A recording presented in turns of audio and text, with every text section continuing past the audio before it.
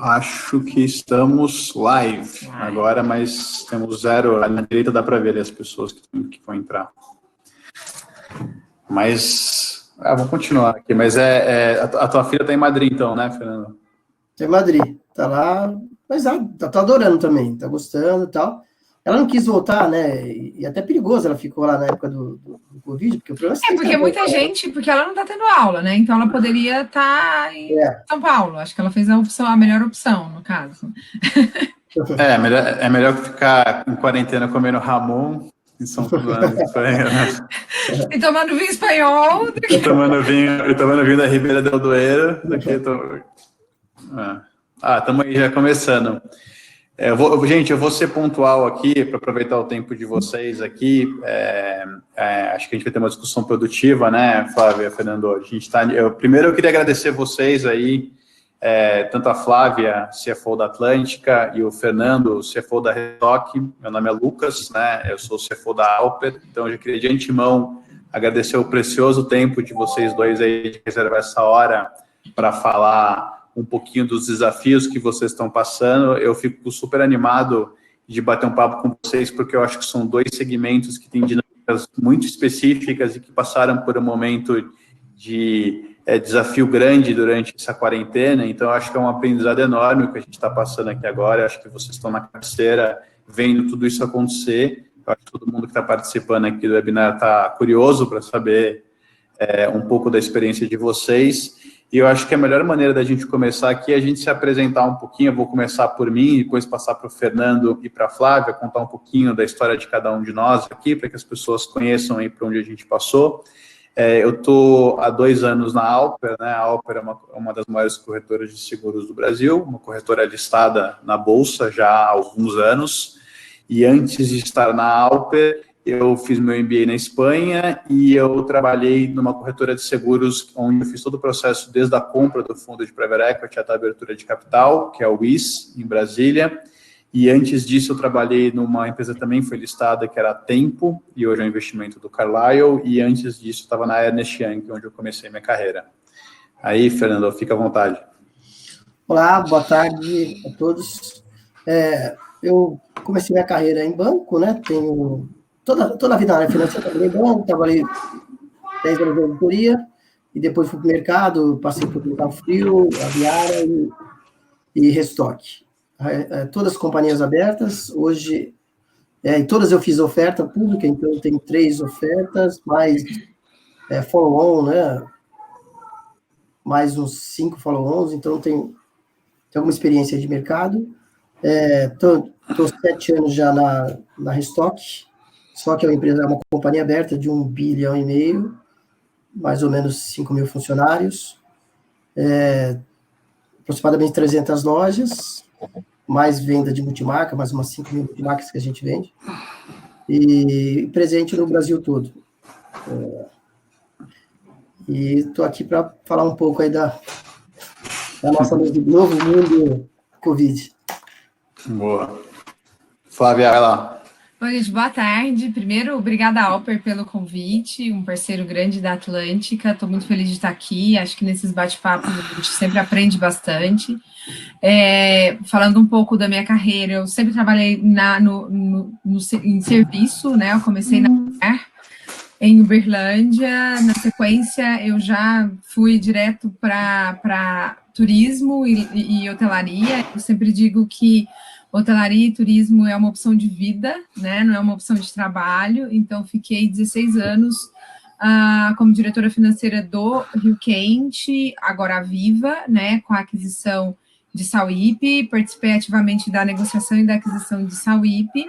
Em 2018, eu saí e aí quis aprender um pouco mais de outras habilidades, então estudei neurociência, estudei a habilidade de tomada de decisão fora do Brasil.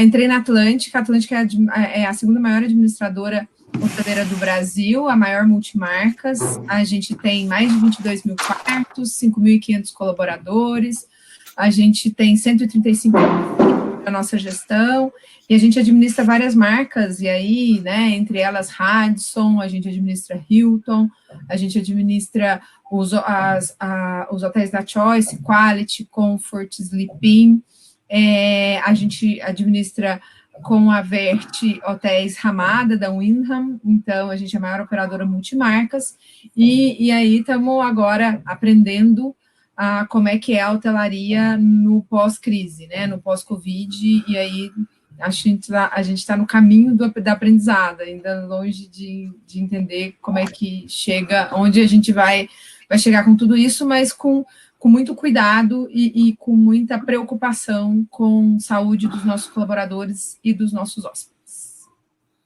Pô, show de bola. Eu queria só avisar aqui para conseguir o webinar que eu tive que amarrar os meus 2 filhos aqui. Se a polícia chegar, vocês não se incomodam não aqui, porque é o único jeito de conseguir fazer aqui. Eu queria começar perguntando aqui também para a Flávia, como é que estão os negócios de vocês?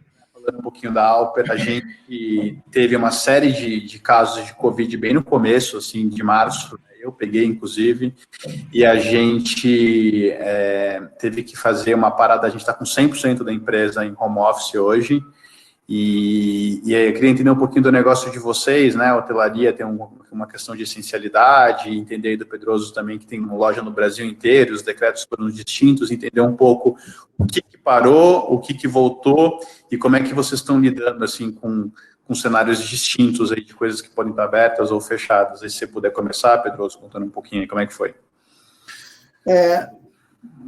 Nós fizemos um plano interno, fizemos até rápido, eu acredito.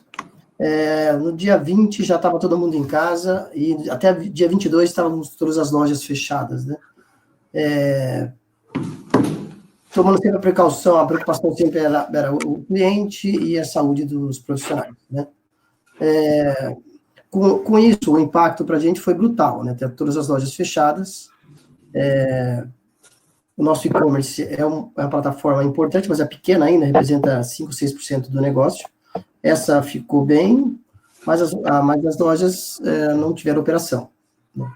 Então, durante esse período, nós adotamos medidas de controle de caixa, né? Resguardar a caixa. Então, estava na parte de pessoal, então aplicamos todas as medidas do governo, de suspensão de salário para manter emprego, né? Então, utilizamos suspensão de salário, redução, tentamos manter na operação a remuneração dos nossos gerentes e vendedores, principais vendedores, né, vendedores A, mantivemos praticamente a remuneração deles, mesmo sem ter venda, eles são a operação, o salário deles é praticamente variável, né? Eles têm um fixo, uma variável, mas mesmo assim a companhia, para a retomada, entendeu que seria importante fazer a manutenção do salário, manter o salário deles a no mínimo 75% ou 80% dos salários que eles vinham recebendo em média. Acho que foi importante para manter o negócio. Deu todo um processo de renegociação com nossos parceiros, né? Shoppings, fornecedores de produtos e serviço, bancos, de forma que a gente conseguisse uma equação onde ficasse todo mundo com condições de dar continuidade dos negócios. Conseguimos com êxito fazer isso, falando com muitos parceiros, e felizmente a conversa foi muito boa, em todas as partes, não tivemos restrição nenhuma, e isso está ajudando bem a gente fazer a preservação de caixa até que as lojas retomem e a operação continue normal. A gente, nesse período, graças a Deus, tivemos poucos casos de Covid, 3 casos, e que, graças a Deus, as pessoas estão bem, né?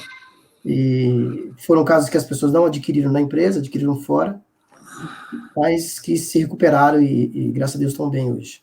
Então, o nosso desafio hoje é fazer com que as lojas retomem, né? Dentro da segurança, das pessoas e do país aí, né? Nesse clima que a gente vive hoje. Pô, e você, Flávia, como é que tá a indústria também, que teve uma dinâmica, mexeu muito com a dinâmica da tua indústria, né? Nós estamos na indústria mais afetada pela crise, né? Acho que o varejo, né, nós três aqui temos dinâmicas diferentes, estamos em setores diferentes, mas fomos todos afetados, porque quando a gente olha para a tecnologia, não necessariamente ela foi impactada pela crise, mas aqui, né, falando desse grupo e falando de todos os impactos que a gente teve, definitivamente a indústria que a gente está, junto com as companhias aéreas, nós somos os mais impactados. Então, tão impactados que o nosso volume caiu 92%, né, nos meses, quando a gente olha o índice Scuffle, né, que vê a movimentação das indústrias, ele caiu 92% em abril e maio, que são os 2 meses a mais que a gente enxerga mais impactados. Mas, você comentou, Lucas, a questão da essencialidade, né?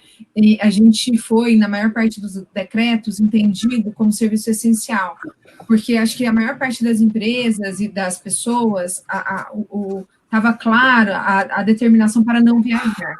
Mas, por vários motivos, algumas pessoas precisavam viajar, seja porque eram profissionais da saúde, seja porque eles não estavam em casa no momento da crise, e a gente precisava estar disponível no hotel para que, quando o cliente tivesse necessidade, a gente pudesse atender. Então, a gente, apesar da queda profunda no volume, a gente fechou menos de 20% dos nossos hotéis, mais de 80% continuam abertos, ficaram abertos todo o tempo. A gente analisou hotel por hotel, até porque a gente tem hotel no Brasil inteiro e a demanda de São Paulo é diferente da demanda de Santos, que é diferente da demanda de Natal, então toda essa análise foi feita. E a gente começou a acompanhar, e aí um ponto até que vocês colocaram, né, do comitê de crise, a gente também, uma semana antes, né, de declarada a quarentena, aqui em São Paulo especificamente, a gente montou um comitê de crise, e esse comitê de crise já começou a avaliar quais eram as definições, a gente tem internacionais, então os protocolos de atendimento de hóspedes, no caso de estarem infectados, ou com, né, ou estarem passando quarentenados, esperando resultado de teste. Então, como que a gente deveria agir com esses hóspedes, garantindo a segurança dos hóspedes, garantindo a segurança dos nossos colaboradores, e a gente está evoluindo, então, de março para cá, a gente está evoluindo os protocolos, até uns 15 dias atrás, a gente lançou o nosso selo de limpeza, né, para garantir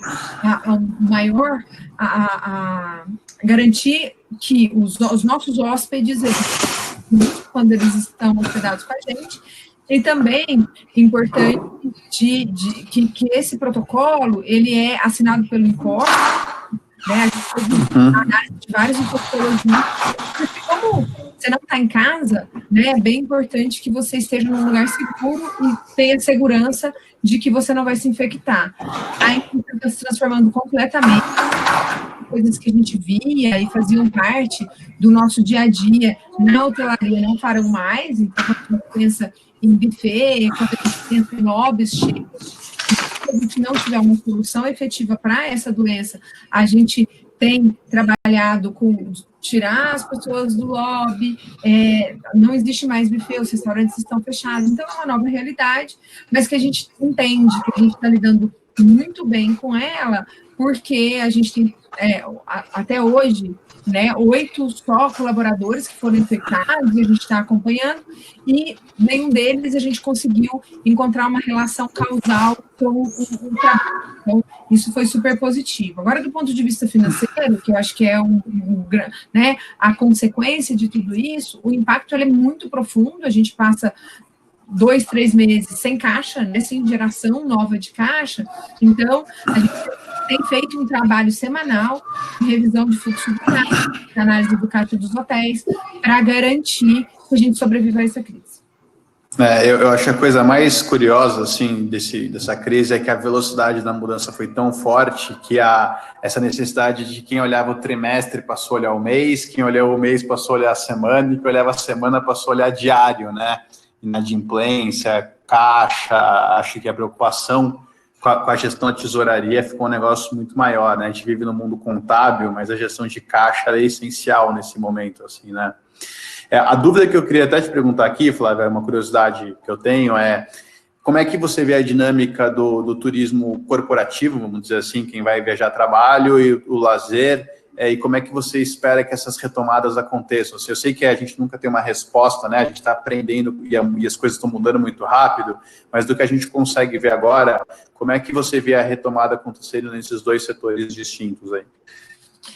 A gente tem estudado bastante e a gente está aqui no exercício de tentar adivinhar, a gente criou vários modelos estatísticos, mas a estatística, ela faz sentido se a gente já teve em algum momento alguma coisa semelhante, e aí é muito difícil, né? Então, a gente a gente está mais tentando do que qualquer coisa. Mas aí, né, acho que a resposta de $1 milhão e aí, quando volta?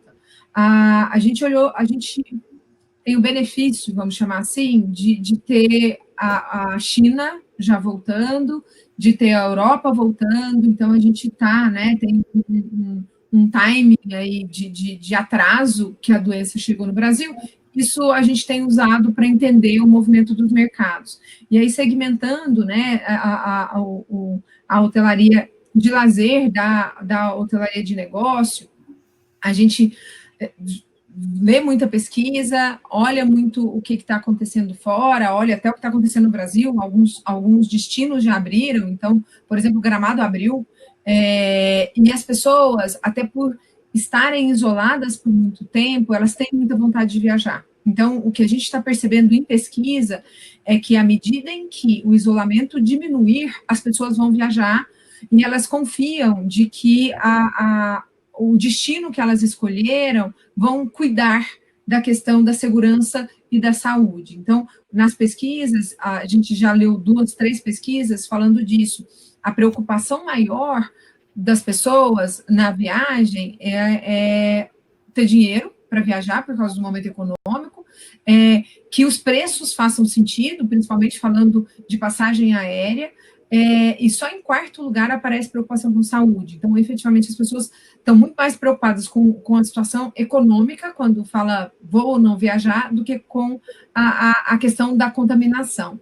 E aí, a gente tem um benefício, a hotelaria brasileira, que como o dólar, ele está, né, em níveis históricos de alta, as pessoas vão desconsiderar a viagem para fora do país e vão considerar muito mais viajar dentro do Brasil. Então, a hotelaria brasileira ganha, embora o ambiente econômico, a gente sabe que está muito complexo, muita gente não vai viajar porque não tem condições mesmo. Mas a hotelaria de lazer, a expectativa de retorno é a partir de julho, mas ainda pequeno, mas no último trimestre já uma retomada mais forte, não ainda em níveis de 2019, mas já em níveis de 50% de ocupação, que é até um pouco da limitação que vai se estabelecer para garantir distanciamento, tudo isso. Então, é um cenário menos negativo. O cenário de negócios, ele é um cenário mais desafiador. A gente comentou isso mais cedo, né? As pessoas aprenderam a trabalhar, a se relacionar à distância, a fazerem reuniões online, a presença física, ela é relativizada.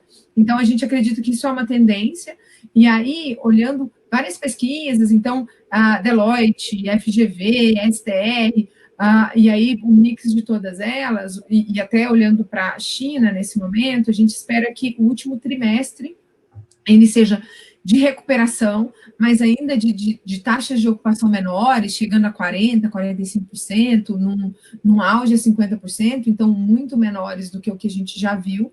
E no ano que vem, a gente retoma um pouco mais os volumes e os eventos, mas ainda 15% abaixo de 19%. Então, a expectativa de retorno mesmo é a partir de 2022. Então, são 2 anos andando para trás, até a gente conseguir chegar em 2019, que é 2022, só, aí estou falando de hotelaria de business. Então, temos um caminho longo pela frente, e o que a gente está fazendo nesse momento é repensando o negócio. Eu não posso, agora, ter um hotel que tem um ponto de equilíbrio de 45%, 50%. Eu preciso repensar toda a estrutura de custo, todas as despesas, que o hotel tem para garantir que o hotel fique de pé por esse tempo todo. A gente já vinha de uma crise, então a gente estava num processo de retomada, e aí tem uma crise profunda de novo. Então a gente realmente agora precisa olhar para isso e repensar a estrutura de custo que a gente tem. De certa forma, é quase um orçamento base zero, né? Se você parar para pensar, né? Como é que eu consigo ganhar dinheiro com outro nível de ocupação? Fernando, e para você, assim, como é que o teu negócio sente que são os principais impactos? Se o e-commerce passa a ser uma parte mais importante? Se existe alguma dinâmica de lojas de rua ou das marcas, diversas marcas que vocês operam com os shoppings? Como é que tem a visão de vocês aí de como é que o consumidor vai se comportar no pós-crise, aí, no pós-isolamento, desculpa? Está muito em linha com o que a Flávia está comentando, muito parecido mesmo. A gente, do ponto de vista, assim, tem as coisas ruins agora. A gente acha que a retomada é lenta, porque tem muito desemprego, dólar muito alto, a gente tem um componente importante não é importante, mas que 25% da nossa compra de produto é importado, né? Então, por outro lado, a gente tem uma cadeia de fornecedores locais, pela natureza do nosso negócio é um negócio que vende quase que exclusividade, tem que ter a roupa, tem que ser meio exclusiva, a gente trabalha com muito fornecedor. Então, muito fornecedor pequeno, em época de crise, eles sofrem mais também, né? Então, a gente acredita que parte pode não sobreviver nesse período, né, porque é um período difícil,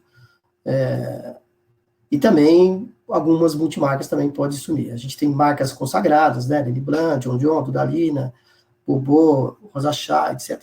As marcas são fortes, o público é um público público resiliente, é um público que a crise afeta menos, né, mas afeta menos, e a gente acha que tem esses lados que acho que jogam contra, né? Mas também tem o lado das oportunidades, né? Então, por enquanto, a gente acredita que vai retomar lento, dentro dessa mesma projeção, deve retomar em 2 anos, até o final do ano deve chegar em 85% do faturamento, a gente acredita, no mês a mês do ano, deve cair quase 50% do faturamento do ano.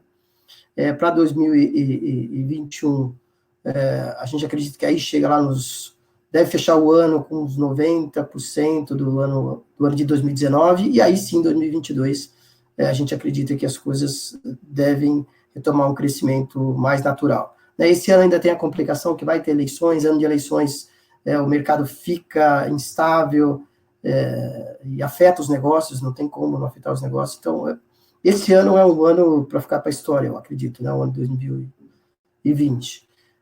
Para frente, esse é o lado das coisas difíceis que estão acontecendo. Por outro lado, também, vai vir as oportunidades, porque a gente tem estrutura para conseguir passar bem, e isso vai sofrer, evidente, como todo mundo, mas vai passar. Mas nem todo mundo vai passar. Então, vai surgir as oportunidades de você ganhar market share e do ponto de vista de pessoal, ter as melhores pessoas para você, mais disponíveis. Então, se tem as oportunidades que vão surgir também, né? Então, a gente acredita que vai ser um ano de ajustes, né?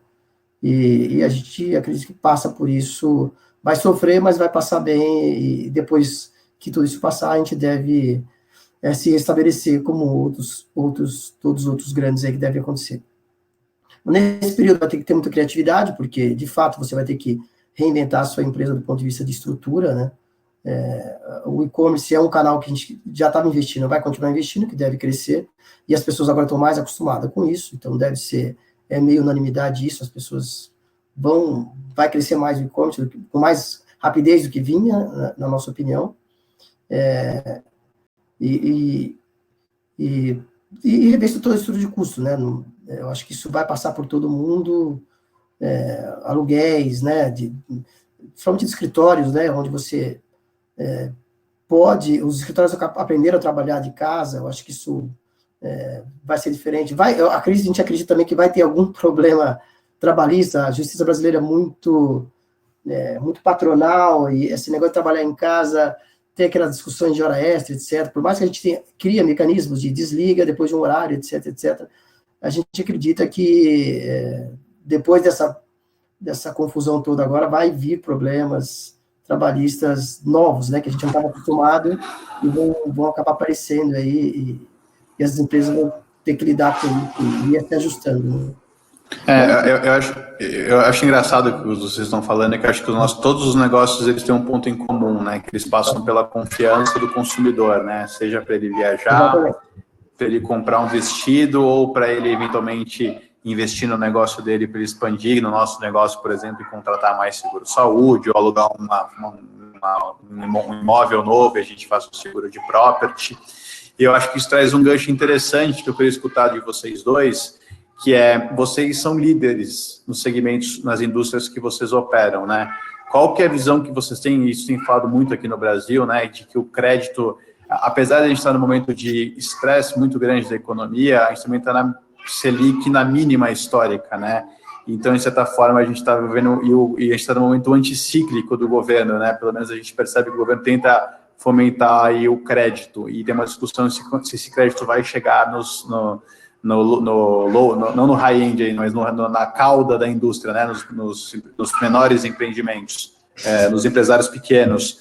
Como é que vocês veem isso aí, começando, Flávia? Como é que você vê, como é que as pequenas pousadas, se a gente vai passar por um período aí de que muito negócio vai deixar de existir, ou esse é o ciclo natural das coisas, os negócios fecham, outros negócios abrem, enquanto a demanda existir, vai existir esses negócios aí? Qual que é a tua visão? Eu vi uma live, não sei se vocês tiveram oportunidade, com os grandes presidentes dos bancos, e o que eu achei interessante de análise foi o seguinte: vários negócios são bons, eles têm as bases corretas, os negócios foram construídos em bases corretas, só que eles estão passando por uma crise, e a maior parte dos negócios não tem capital de giro para quebrar essa crise. Esse negócio precisa ser ajudado. Então, essa visão de que enquanto houver demanda, haverá, eu acho que ela é uma visão de mundo quando as coisas estão acontecendo, né, como a vida normal. Numa crise tão profunda, a Atlântica, ela tem, né, duas questões. Ela é de private equity internacional e um acionista que tem caixa e disposto a aportar, e ela estava num momento importante de caixa. Mas se isso não é verdade, o impacto é muito relevante. Então, olhando para parceiros e estruturas menos preparadas, a gente vê um agravamento muito sério, e aí não necessariamente a demanda é uma discussão, porque a demanda ela existia até ontem, hoje ela não existe mais. Então, se ele não tiver um instrumento, uma forma de se financiar, ele vai fechar. Pode ser que até que no futuro, daqui a 2, 3 anos, essa pousada, sob uma outra administração, sobre um outro proprietário, ela reabra, mas ela vai fechar e vai impactar empregos, tudo isso. Então, a questão do crédito, eu tenho participado muito, como a gente é um setor muito impactado, eu tenho participado muito de discussões com o Ministério do Turismo, com o BNDES, através das associações. Eu acho que o setor nunca foi tão unido. Eu já estou no setor há muito tempo e nunca senti tanto esse interesse e essa empatia e essa preocupação com o outro, com o parceiro, com a cadeia. Então, isso é muito real e está acontecendo agora. E participando dessas reuniões, a gente vê, e aí os grandes, ele já tem crédito, ele tem algum nível de garantia ou, no limite, algum nível de aval. Mas eu já tive uma reunião com o Bradesco, e aí o responsável pela nossa conta falou, olha, você tem que entender que hotel, o banco não está querendo muito financiar. Então, é muito difícil a gente olhar para uma verdade que ele simplesmente verbalizou o que dizem para ele lá dentro, né? E é muito triste olhar para uma realidade como essa, porque a hotelaria, ela vai sobreviver. Os investidores de hotel, eles vão sobreviver. Agora, podem ser poucos que vão sobreviver, ou podem ser muitos. O negócio é bom, a base ela é boa. Mas sem ajuda nesse momento, não existe, né, a capacidade de sobreviver. Então, essa é a discussão que a gente tem levado tanto para o Ministério do Turismo quanto para o BNDES, de que sem ajuda a gente vai ter uma morte muito grande de muitos hotéis. Porque quando a gente fala Atlântica é uma administradora, assim como a Alper, ela não é dona do hotel. Uhum. O hotel é um investidor individual e tal, que tem dificuldade de acessar o crédito. O que a gente está tentando fazer? Viabilizar o acesso ao crédito. Mas, e aí, com quem que a gente confronta? Com o banco falando, olha, mas o seu setor, a gente não está gostando muito. E né, um dos maiores bancos do país se posicionando dessa forma e entendendo que é uma crise que ela está afetando todo mundo. E que ele não está olhando para a base, ele está olhando para o setor. Então, eu entendo, Lucas, que a gente tem um desafio como país de enxergar setores e entender que os setores precisam de ajuda, e que se a estrutura da dívida ela vier de forma a apoiar o setor nesse momento, não vai ter inadimplência, vai ter pagamento, as empresas vão sair, mas se não ajudar agora, a crise é muito mais profunda e muita gente vai sair do mercado. O que a gente acredita, e aí junto com o que o Fernando falou, é que tem oportunidade. Então, nós também estamos olhando para oportunidades, redes, hotéis, que podem precisar, e aí a gente aumentar a nossa rede, porque a gente estava bastante preparado para esse momento. Mas a gente está preocupado com o setor como um todo, porque, efetivamente, são 2-3 meses sem faturamento. Eu não comentei aqui, mas eu sou nascido em Ilhabela, né? E minha mãe, eu vivi num restaurante aqui, e esse choque de demanda, quando a gente tem um negócio pequeno, eu lembro que minha mãe se preparava assim para ganhar o dinheiro no feriado, e na semana do feriado chovia. Isso destruía o resultado da gente, assim, sabe? A gente era muito sensível. Então eu fico imaginando um choque de demanda de 3 meses, né? E que depois ainda você tem que demitir, e eventualmente você vai precisar demitir, custa dinheiro também tirar as pessoas da empresa, né? Num muito difícil desse. Então, eu acho que um pouco do que você comentou me faz pensar que o capital privado vai exercer um papel, talvez, de consolidar alguns negócios ou trazer para dentro de um guarda-chuva coisas que talvez o crédito bancário não esteja disposto a acompanhar, né? Tudo sempre olhando risco e retorno também, né? Desde que faça sentido. O que você acha, Pedroso, do segmento de vocês, o pequeno comerciante, como é que você acha que ele vai passar isso e como é que vocês têm acompanhado esse tema? E as multimarcas, não sei se vocês têm visto isso através desse canal de vocês. Assim, eu acho que a presença do crédito e do governo no mundo todo vai ser fundamental. Eu acho que dificilmente algum país vai sair dessa crise sem uma ajuda muito forte da parte governamental, né? Os países que têm dinheiro, os Estados Unidos estão colocando trilhões, um caminhão de dinheiro na economia, porque eles sabem que precisa, senão você no começo afeta os pequenos, mas depois você afeta o grande, você não tem consumidor, né? É questão de tempo, né? É a mesma coisa que acontece com o varejo, o varejo sofre de cara, né, no primeiro momento, e a indústria depois sofre, né, porque ela que fabrica para o varejo, né? Então, você tem só problema de diferença de tempo, mas vai afetar. Então, acho que se os governos não atuarem de forma importante, vai ter um problema, a economia vai encolher de cada país, e aquele país que é mais forte vai ter as oportunidades na mão, né?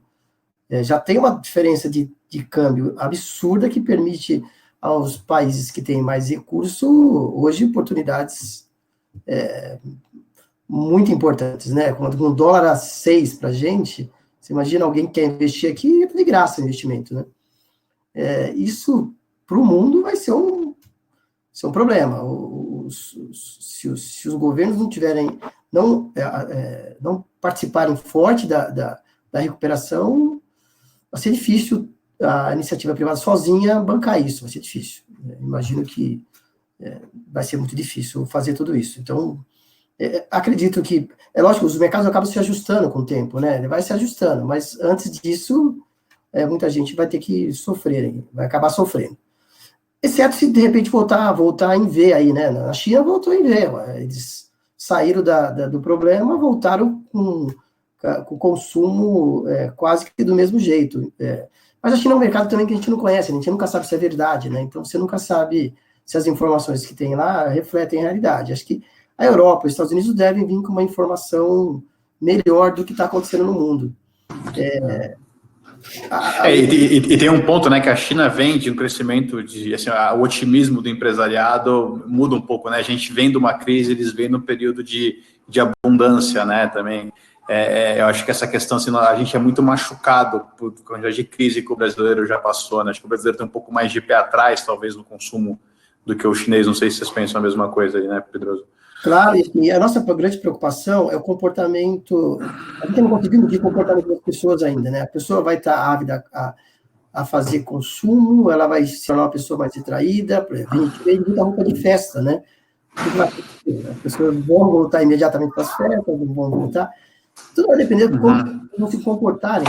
Então, a gente está tentando medir os negócios, mas ainda não dá para saber. Precisa de mais massa crítica para entender.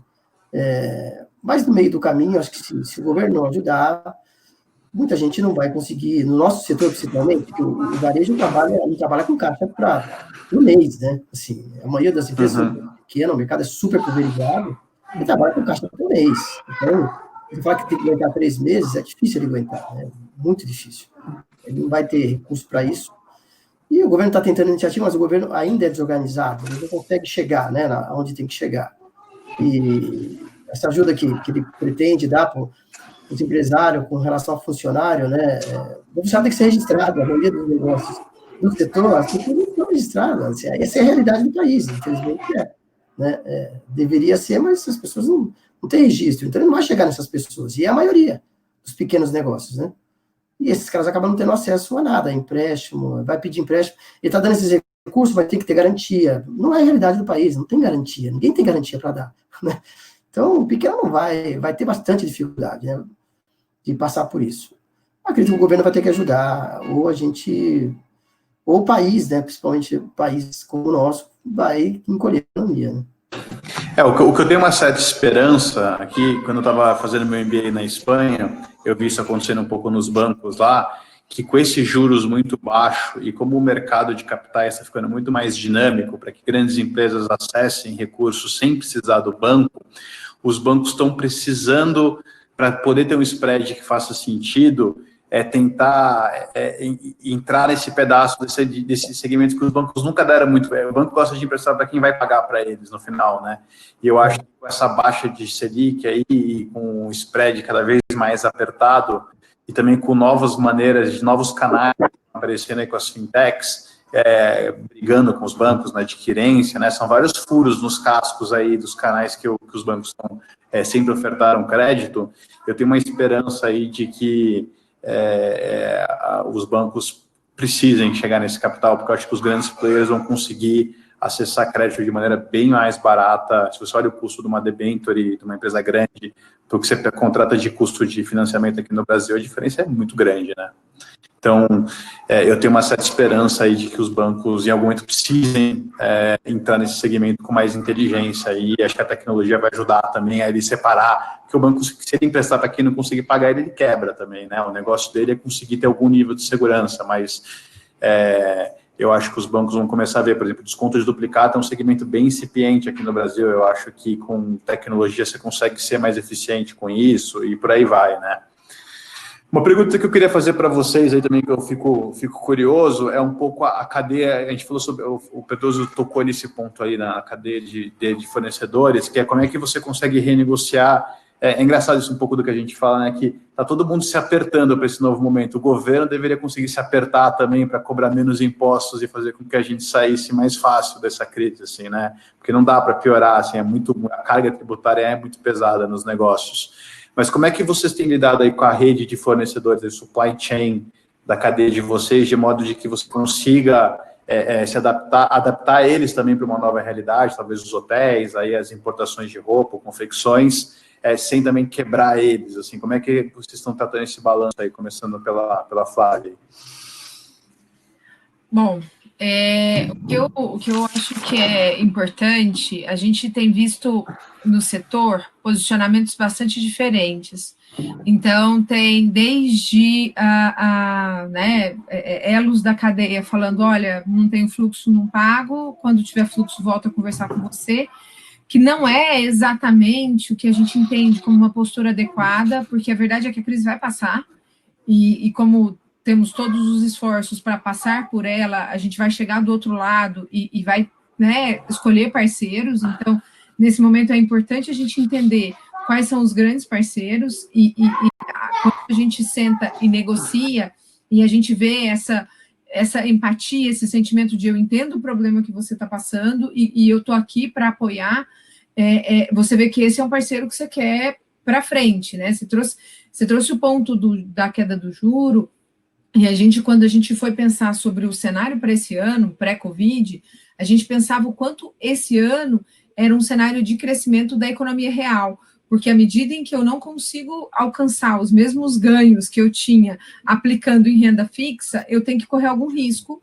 e a gente acreditou que isso ia acontecer muito, e que isso ia gerar um movimento que ia refletir em aumento de PIB, aumento de negócio, de investimento, tudo isso. Então, esse era o cenário que a gente construiu lá pré-Covid. Só que ele é um cenário que eu acredito, que passado tudo isso, de novo, né, os bancos, os grandes aplicadores, eles vão buscar rendas maiores, e para isso se exige, a contrapartida é um risco maior. Então, o ponto é, as bases, elas são boas. Então, dado que a base é boa, vamos criar uma boa negociação para eu construir um parceiro que não só eu consiga atravessar o rio, fazendo aqui uma figura de linguagem, mas que eu siga depois do rio com este parceiro. E aí, quando a gente olhou para os próximos 3 meses e pensou, bom, eu não tenho caixa, então eu realmente preciso negociar, a gente sentou com cada um dos nossos parceiros e negociou, desde diferimento, a redução de custo, a suspensão de contrato, mas numa boa, não judicialmente, não manda o advogado conversar com você e fala, olha, a partir de hoje o contrato está suspenso, sentar com o parceiro e aí entender qual parceiro que precisa mais de mim, e que eu sei que se eu diferir esse pagamento, eu vou ofender o negócio dele diretamente, e qual parceiro que ele tem outras cadeias de fornecedores e que ele pode sofrer um pouco aqui comigo, que ele vai conseguir renegociar com outros. Então, o que a gente fez foi bastante isso, olhar para a cadeia como um todo, entender quais eram os elos mais sensíveis e onde a gente podia pedir ajuda, e a gente fez essa negociação fornecedor por fornecedor. Hoje, o que a gente tem é mapeado fornecedores que são super parceiros, que vão passar com a gente, e fornecedores que a gente já está buscando outras alternativas, porque neste momento de crise eles não acenaram com nenhuma flexibilidade. E aí eu acho que esse é o ponto é de flexibilidade, está todo mundo precisando de ajuda, então vamos flexibilizar que a gente vai chegar a gente vai chegar num senso comum aqui, em alguma coisa que faça sentido para mim e faça sentido para o outro. Isso foi, eu divido a crise em 3 etapas, vou falar só das 2 primeiras. A primeira é sobreviver, a gente precisa sobreviver 3 meses sem caixa. A segunda é se reestruturar, eu vou diminuir, eu vou passar por 1 ano e meio com um volume de receita menor. Então, o diferimento não vai resolver meu problema, eu realmente preciso reduzir a minha estrutura. Então, agora, a gente conseguiu sobreviver os 3 meses, a nossa nova discussão eu preciso diminuir. Então, a gente está nesse novo momento com os nossos parceiros e falando, olha, talvez o serviço eu vou ter que diminuir, porque eu preciso de um contrato menor. Então, a gente está nessa discussão, mas já com alguns dos principais parceiros mapeados. E aí, pensando sempre na sustentabilidade da cadeia. Acho que esse foi um ponto bem importante para nós.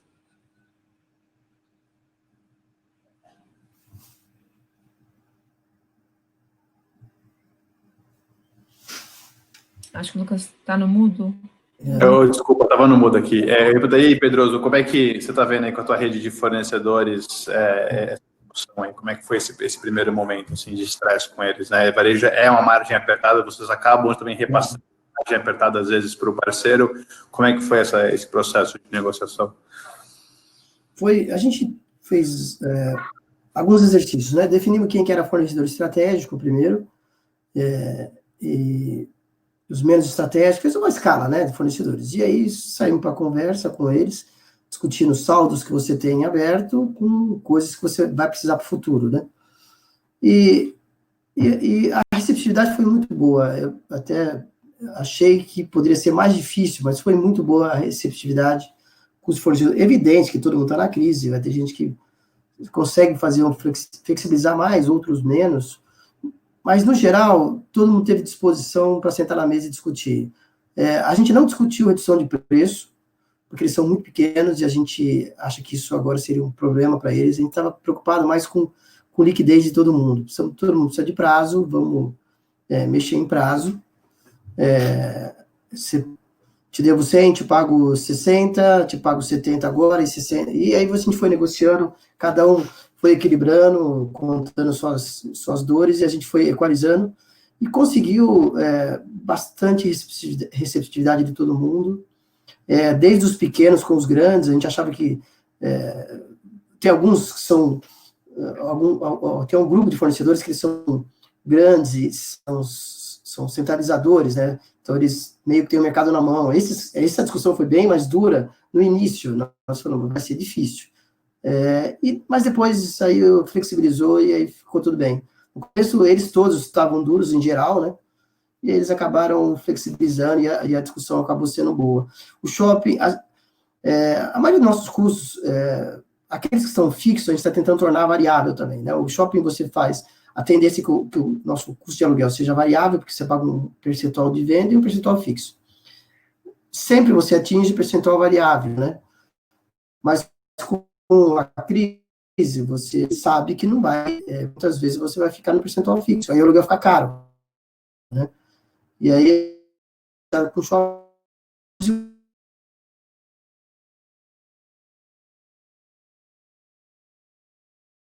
Que cortou aqui. Você está me escutando, Flávio? Eu estou te escutando, mas o Fernando não. Vamos dar um minutinho para ele aqui, vamos ver se ele volta. Eu acho que ele comentou um ponto curioso, né? Voltou. De produto, nos fornecedores de produto, não. Aí a discussão é mais sobre prazo mesmo. E tem sido, pela minha surpresa, tem sido muito bom. Todo mundo está no mesmo problema, né? E todo mundo tem enfrentado isso de forma madura, e a gente tem resolvido. É evidente que não pode durar muito, né? A gente acredita que isso vai resolver agora, e daí para frente vai andar bem.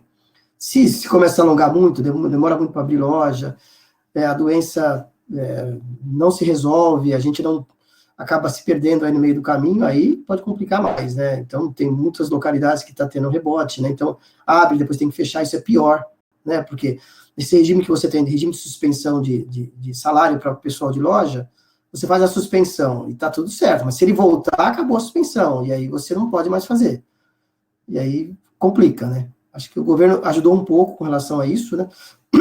A parte do governo federal, com essa parte de suspensão, de contrato de trabalho, permissão de redução, etc., para você garantir, tudo bem que você vai ter que garantir o emprego, né? Mas foi criado no país essa invenção que o empresário é o bandido da história, né? Ele que gera emprego e ele é meio bandido da história, né? Isso eu acho que tem que mudar, com o tempo tem que mudar, porque o empresário é quem gera emprego, né?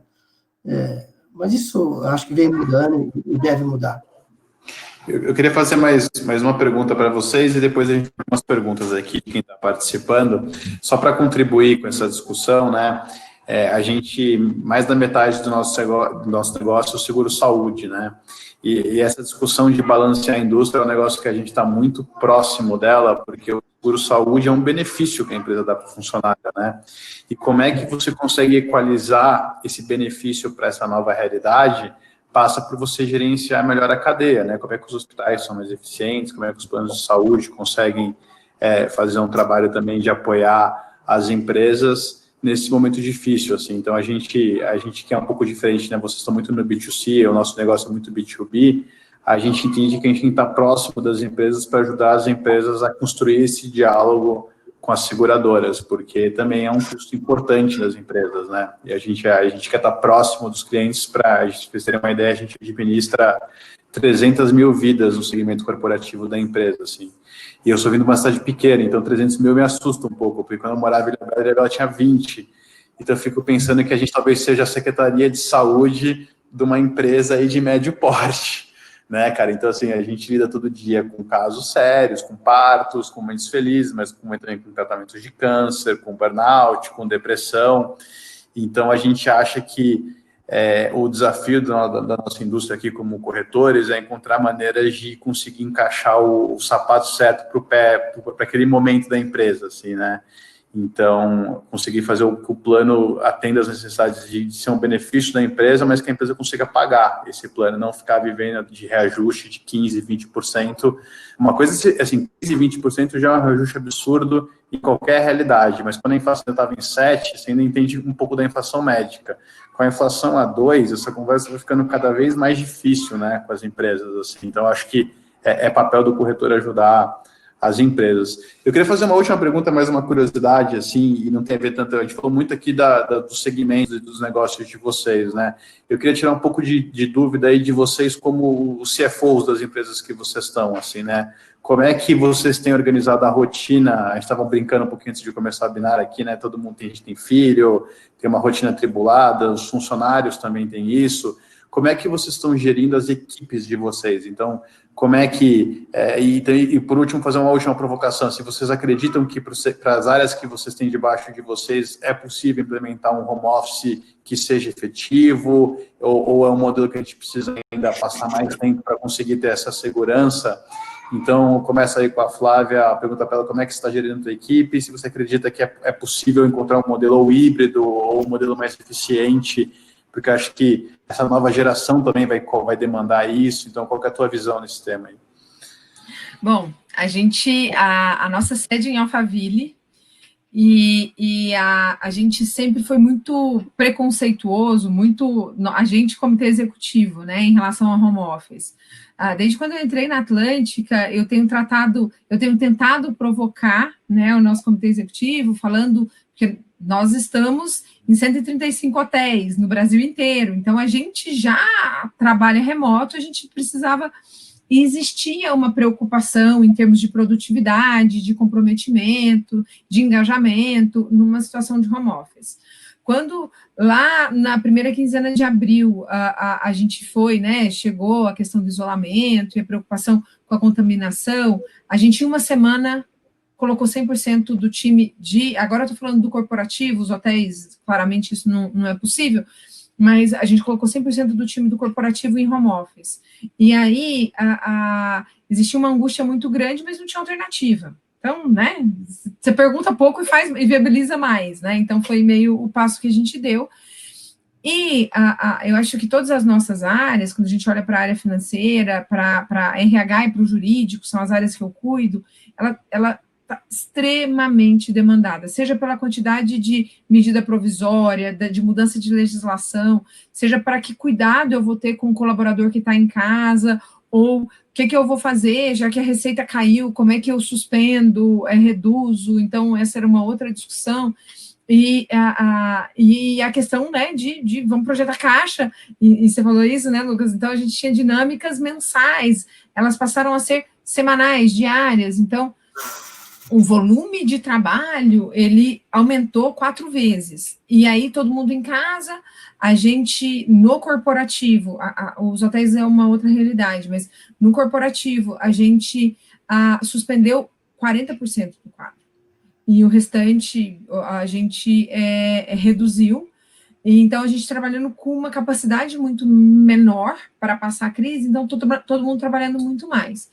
E a gente está funcionando como se a gente estivesse no escritório. Então, a gente não perdeu produtividade, a gente está entregando, a gente está conseguindo fazer os processos, a gente não tem ruído, então, a gente intensificou a comunicação. Então, do ponto de vista de gestão, eu diria que duas questões foram as mais importantes.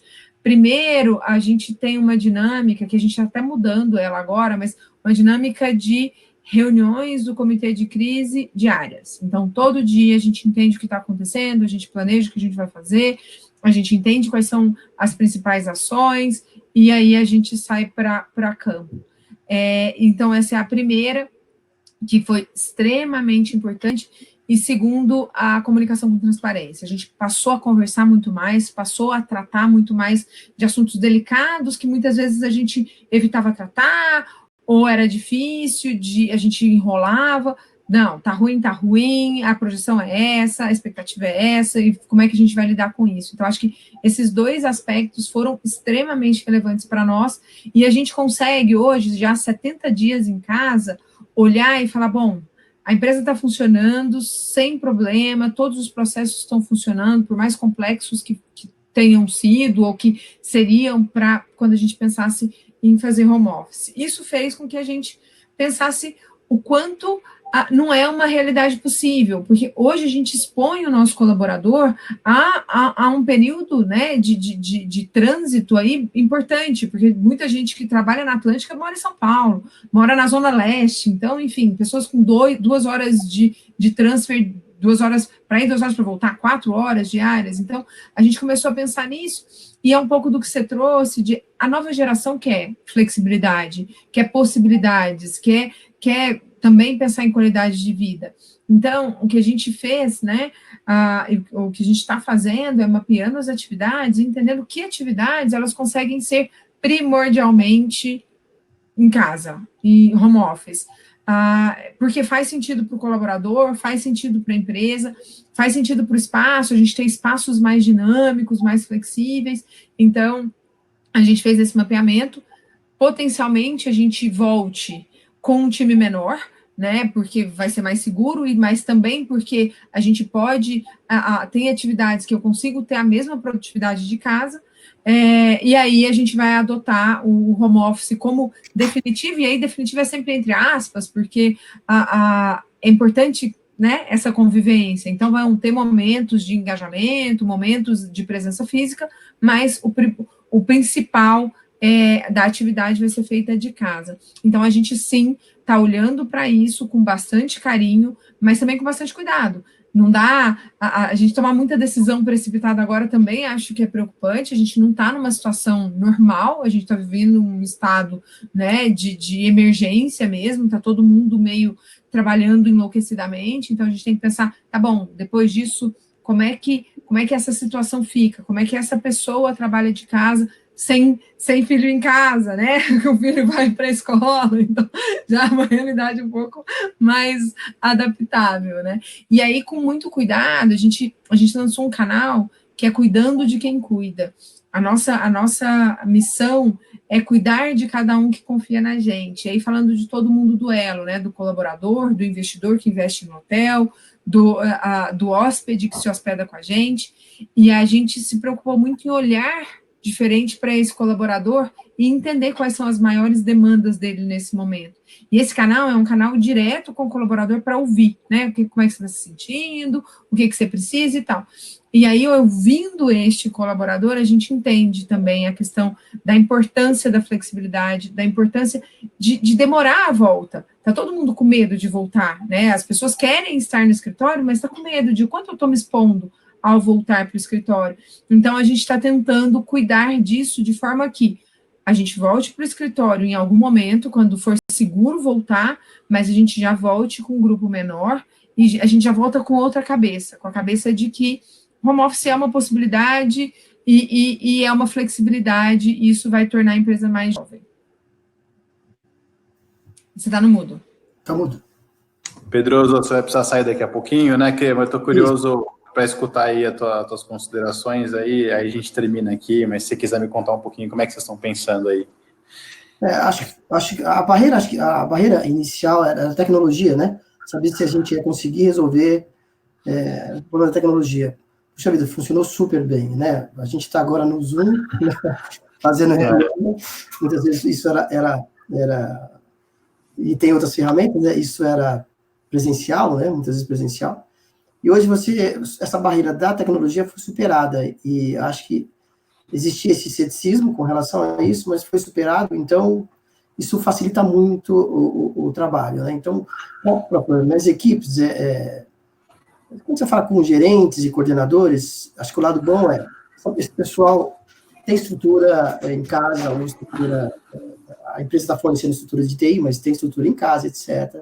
Isso tem funcionado super bem. Quando você desce um pouco mais, nem sempre isso é verdade. Às vezes a pessoa mora numa casa que tem... Todo mundo está em casa agora também, fica difícil o cara estar conversando com privacidade, etc. E ter irmão, ter filho, etc. E aí não é tão simples para essas pessoas, né? Então, isso... Mas tem funcionado, mesmo independente disso, tem funcionado, né? Elas são menos acessadas para reuniões, mais para execução. A execução tem ido super bem. Alguns pontos, o pessoal de fiscal precisa de fazer recebimento de mercadoria, então aí você precisa mais da presença na companhia, mas é uma equipe menor, o pessoal de logística precisa estar na companhia, evidente, né? Produção, mas o pessoal que é suporte, né? A própria área de TI me surpreendeu, porque a própria área de TI não está enfrentando problema, né? A própria área de TI, para dar o suporte, não está enfrentando problema. Então tem sido um mundo diferente, eu acho que isso deve modificar bastante coisa. Ninguém está com pressa de voltar para o escritório, pelo contrário, está com medo de voltar para o escritório enquanto tiver o problema da pandemia. Acho que isso, a solução da pandemia, acho que a gente sente falta de ver gente também, né? Isso é tá, conversar, dar um abraço. Muito, né? Isso faz falta, né? Acho que isso é o principal fator. Acho que a gente não tem data para voltar para o escritório com urgência, a prioridade é a operação. Mas acredito que após isso, o mundo deve, para a gente deve mudar bem isso deve se tornar mais comum do que é hoje, né, o trabalho do home office, porque até agora só tem benefícios. Acho que o malefício aí é que você dividia, né, trabalho e casa, e agora você não consegue dividir, então você trabalha muito mais, né, e acaba atrapalhando um pouco a rotina de casa também, né, porque você não trabalha só de semana, você trabalha fim de semana, e acaba atrapalhando um pouco da rotina de casa. A gente vai ter que aprender a lidar com isso também, de ter horários, essas coisas. Eu acho que isso vai acabar... Você não almoça mais, né? Você já almoça em 15 minutos, né? Não existe mais as 2 horas de almoço, né? Isso acaba... Hoje está tudo bem, mas acho que se prolongar, pode começar a ter problema. Acho que isso vai acabar tendo algum jeito, vai se ajustar, todo mundo arruma uma solução. E eu acho que esse é as coisas diferentes, que volta para o comportamento humano, né? Então, isso a gente não sabe como fica no longo prazo. No curto, você está vivendo bem, mas no longo, talvez tenha que fazer adaptações aí. Tá ótimo, Pedroso. Eu queria agradecer, cara, a tua presença. Acho que foi ótimo escutar de você aí. Você, uma empresa com 5 mil pessoas, um dos líderes aí da indústria de varejo de roupa. Acho que foi super positivo escutar você aí. Eu sei que você tem uma reunião às 5h30. Eu vou fechar aqui os últimos 5 minutos da fase que a gente esteja ocupada aqui. Mas, de antemão, eu fico muito feliz de ter atendido o nosso convite. Espero ver você presencialmente aí da próxima vez aí. Ok, eu que agradeço aí o convite e a participação com vocês aí.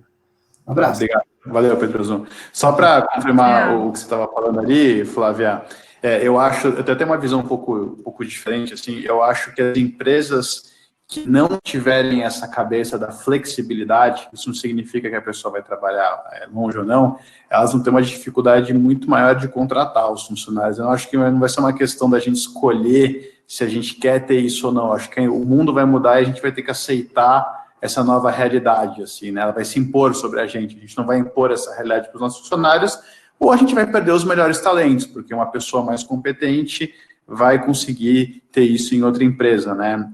Eu estava falando isso outro dia, assim, o que atrapalha a empresa se eu quiser, às vezes, um dia, num setembro, e numa quinta-feira pegar um avião, pagar metade do preço para eu poder fazer o esporte que eu gosto, que é kitesurf, e trabalhar na sexta-feira de Fortaleza, que eu estou prejudicando o negócio e como isso está me fazendo mais feliz, ou se eu quiser, estava falando com uma funcionária aqui, ir um dia mais cedo, um dia antes, para a minha cidade natal, para dar um oi para minha mãe, porque é aniversário dela, porque eu não consigo ser produtivo nesse modelo, assim, né?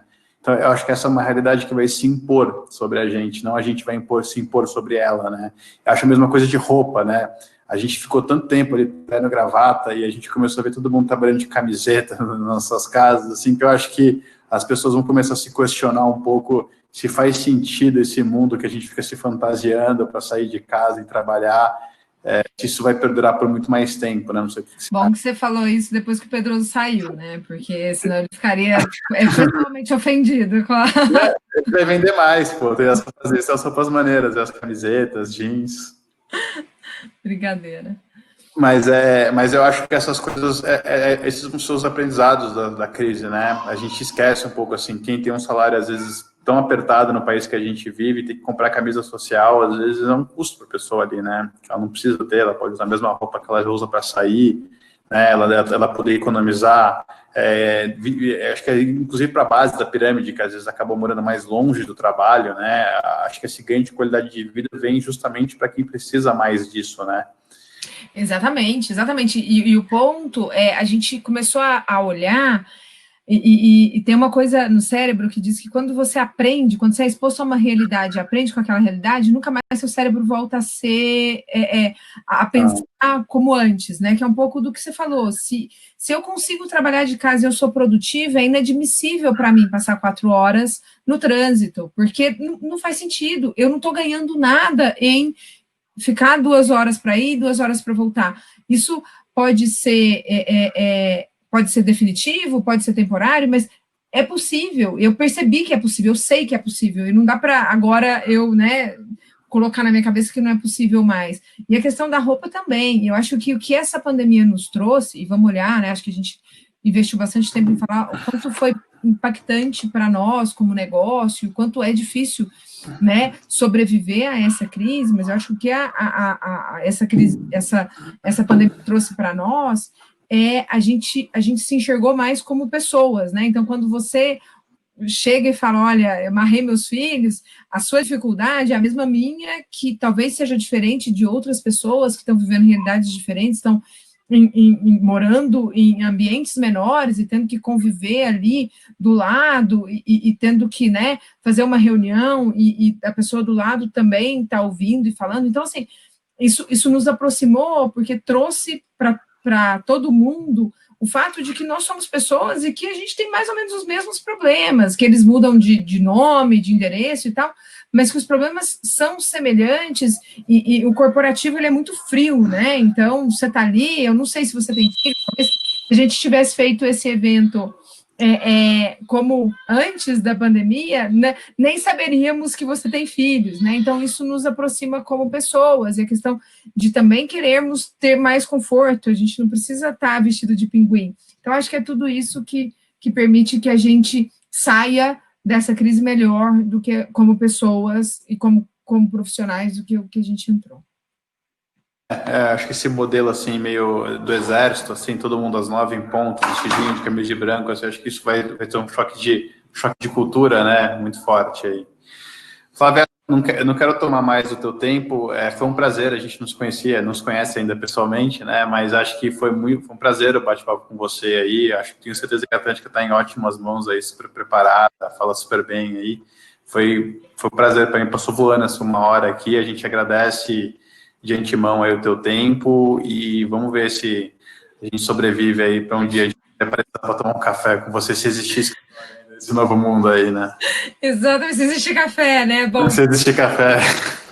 Obrigada, Lucas, pelo convite, obrigada pela parceria da Alper, a Alper super parceira da Atlântica, foi fantástico ter esse momento aí com você, com o Pedroso, agradecer as pessoas que assistiram, eu espero especialmente ter conseguido contribuir com alguma coisa, com alguma iluminação aí, a gente está trabalhando bastante, se esforçando muito para que a gente, como indústria, saia melhor da crise, para que a gente consiga, né, sobreviver, não só sobreviver, mas que a gente tenha um negócio que faça bastante sentido depois que tudo isso passar. Então, obrigada. Show de bola, valeu. Um abraço para todo mundo que participou, espero que tenha sido produtivo. Um abraço, valeu. Obrigada. Tchau, gente. Tchau.